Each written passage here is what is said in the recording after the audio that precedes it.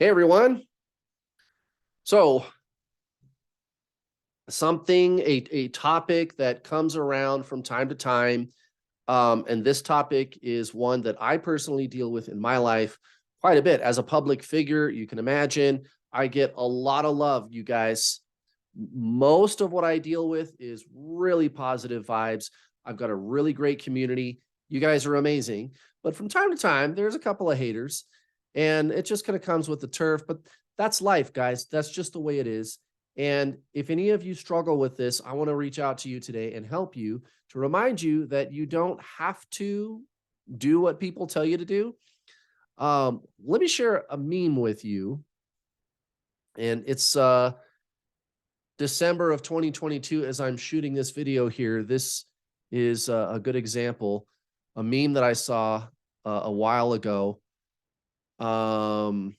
It's the joke about how the cat jumps on the Christmas tree and knocks it down, which actually is a thing. It's happened to my parents a few times. Their cat. But they're asking the cat, did you know that you don't have to destroy the Christmas tree? And the cat's like, oh, really? Oh, right. And it kind of works both ways. See, here's the thing about ego. Ego is there to protect you. And there's a useful component to ego, and there's a not very useful component to ego. And to live as a truly spiritual person is to embrace the dichotomy of that, the dichotomy of our reality, and like knowing when, for example, when is it serving me? When is it not? And I guess what it all comes down to, guys, is you don't have to care what people think. And if you're one of the people that are always bossing other people around, always telling them what they should do and how they should do it, did you know that you don't have to do that? And did you know that that person doesn't have to care what you think? Did you know that? It's like, what a revelation. The internet is amazing. Information instantly available at your fingertips, but it comes at a price, because a lot of what you see online on any topic is going to be not very good. The internet, the downside to the internet is it tends to be a rumor mill, right?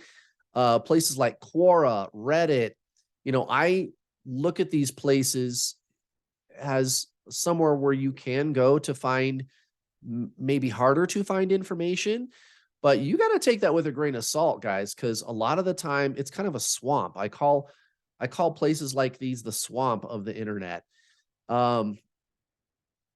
because people can gossip and say anything they like, and they can spin narratives that are not true.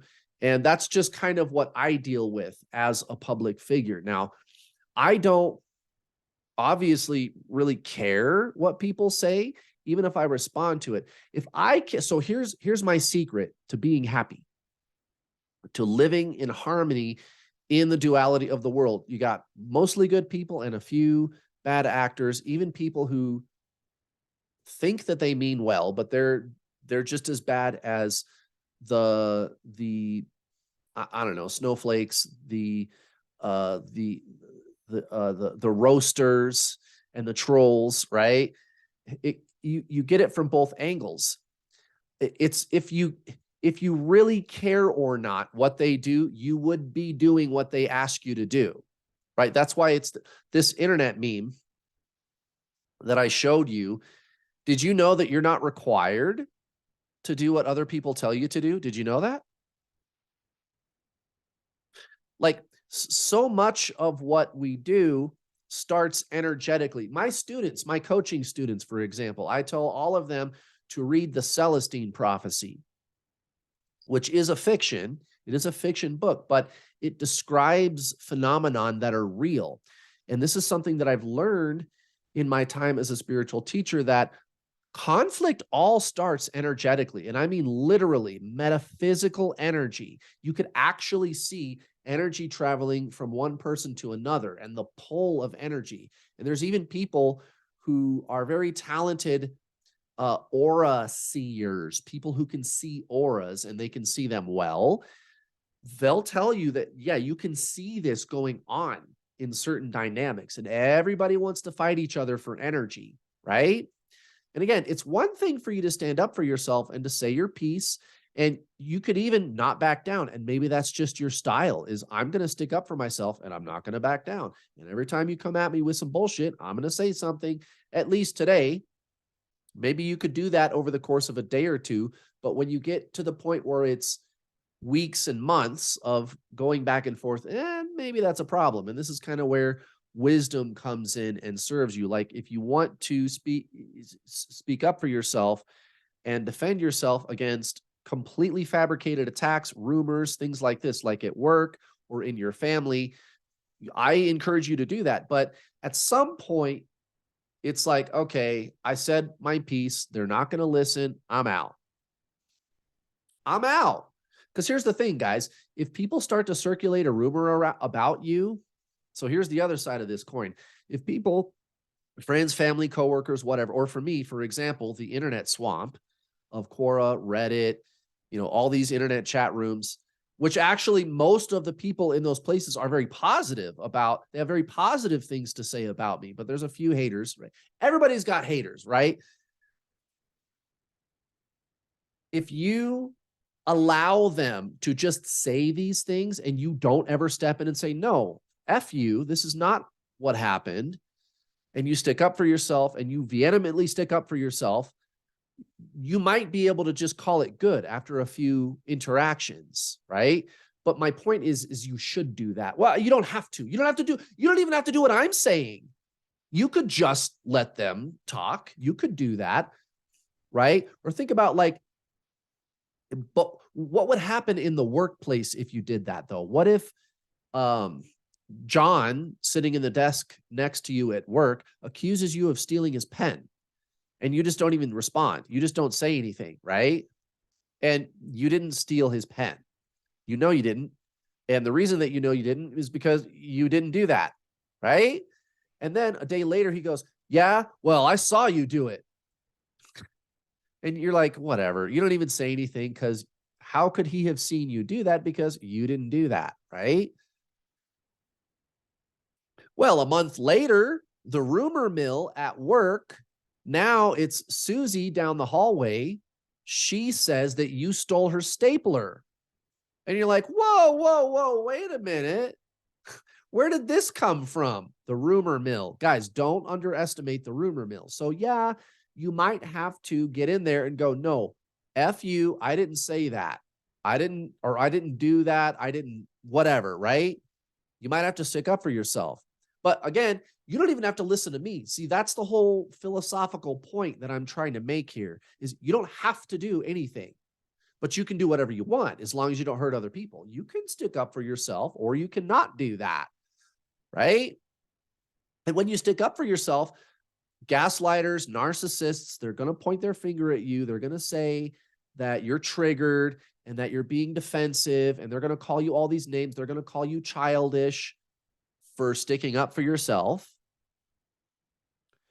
And then they're going to say things like, then a third party might come into the conversation at that point and say, well, yeah, well, here's the thing though, is it's the way that you stuck up for yourself. It's the way that you said those things. When you were sticking up for yourself, you could be a lot nicer about it. And here's the thing that they don't understand is you don't have to do that either. You don't have to do any of the shit that any of these people are saying. Isn't that great? Did you know that you're not required to destroy the Christmas tree? Did you know that you're not required to listen to any of these fucking people? Any of them at all, bro. So John and Susie at work, who are both accusing you of stealing, and the people who say that the way you defend yourself when you say, no, I fucking didn't, if a third party comes in and says, I don't like the way you're saying that, you don't have to listen to that person either. Kurt, you mean I can do whatever I want and just be myself? Yeah.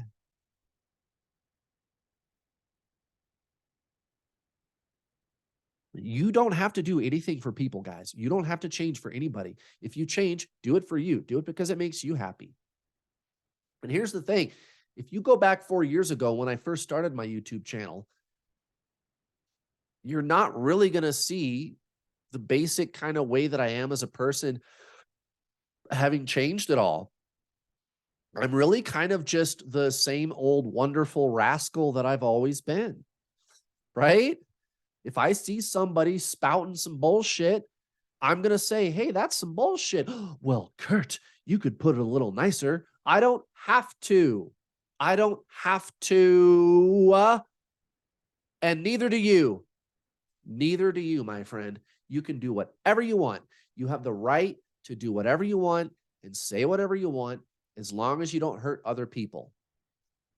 And this is the thing, like here in the United States, everybody admires us because we have all of these wonderful civil liberties, which are being eroded, by the way, because people don't have a basic understanding of what rights are. Okay. So with every right that you have comes a responsibility. This is important. With every right you have comes a responsibility. If you got a right, you got a responsibility. Every right that you have. So you have the right to free speech. Yes. But can you stand up in a crowded movie theater and yell, fire, when there is no fire? Can you do that? No, because you're violating other people's rights. There's going to be a panic. Everybody's going to run out the theater in a panic. Some people might get injured. They're losing money because of the delay that you caused in the showing schedule now to get everything situated. The fire department's going to show up. It's going to be and it's all because you have the right to free speech. That's not your right, guys. You can't do that. You can't yell fire in a crowded theater when there is no fire. Okay. People in America, we're allowed to own firearms, right? Can a 5-year-old own a firearm? No, because a 5-year-old cannot accept the responsibility. If you have a right, you have a responsibility. Every right comes with a responsibility. Every single right that you have. That's why you got to be 18, 21, whatever it is, depending on your state, to own a firearm, because you're old enough to accept the responsibility. That's all it is. Now, once you have that knowledge about what your rights are, everything's unlimited. The Bill of Rights in the United States does not explicitly say that you have the right to travel, but you do. And actually, the 9th Amendment. Yes. Is it the 9th or the 10th? I think it's the 9th. Basically says, just because we're making a list of some of your rights does not mean that there are not other rights that you have. That's in a nutshell what it says. I think that's the 9th. It's either the 9th or the 10th, but I'm pretty sure. Yeah, because the 10th amendment is the one that says that it has to do with states' rights. But anyway, so the Supreme Court in this country, in America, has even ruled that you have the right to travel, right? You have the right to do whatever you want, as long as you don't hurt other people. And I've said that to people before, and they go, well, I don't think you have the right to do whatever you want. And it's like, okay, did you hear what I said? Did you listen to the entire sentence? So maybe what I got to do is flip it, because people, they hear what they want to hear, right? So I told the guy, I said, okay, I'll flip it for you so that this is clear. As long as you don't hurt other people, you have the right to do whatever you want. It's like it didn't quite register on his brain that I said that part. You got a right? Okay, yeah, but you got a responsibility with that right. You can do whatever you want as long as you don't hurt other people. And you can say what you want, how you want to say it. And if people call you bad for doing that, oh, well, you don't have to care. You don't have to care. And so so going back to the Celestine prophecy, they just want your energy.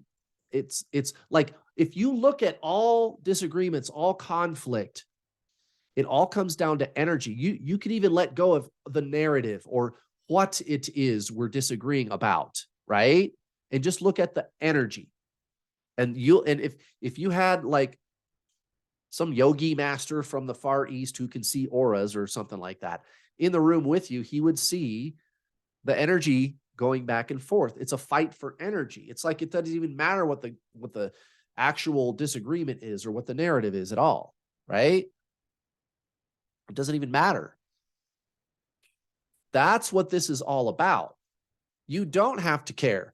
Yes, you can say what you want to say and not care if somebody doesn't like how you say it, no matter who they are. And you know what really pisses these people off is when you keep doing it and you never change. Because if you really cared about what they say, if you really cared, if they're saying that you can't say what you want to say, how you want to say it, I don't like how you said it. I don't like how you came across. I don't care. I'm going to keep doing it. That's what really ticks them off because they can't control you. That's what the ego wants. It wants to control you. And there's all kinds of different flavors that this is going to come across. People are going to try to present themselves like, oh, well, I was just noticing that you could have been a little nicer about it.